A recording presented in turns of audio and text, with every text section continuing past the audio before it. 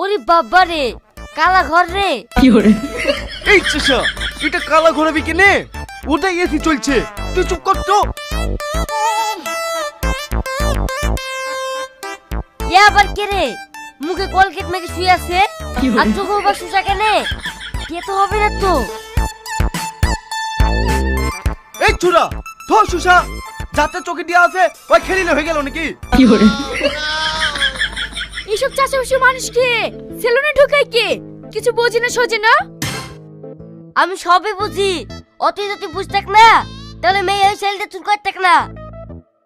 তার লাগি তো বলছি তুমি চাষা, বড় বড় সেলুনে না এখন মেয়েরাই চুল কাটে। আরে ও কিছু বোঝে না গো। এই চ, লিস্টে নাম লিখে দিই কি? নাম বলো। বিশু কবিরাজ। বাপের নাম আর গ্রামের নাম বলো। কাটবে তো চুল, তাহলে এত কিছু লেখা কেনে? আরে বড় ধরে চুল কাটলে এইসব অ্যাড্রেস লাগে। লেখেন, ওর বাপের নাম হলো সম্রাট কবিরাজ আর গ্রাম হলো আজলামপুর। কি করবে? ক্যারাটিং? এই শফিক, তুই আর কোথায় লেখছিস রে? আমি এখানে মারামারি করবো নাকি তাই ক্যারাটি করতে বলছে?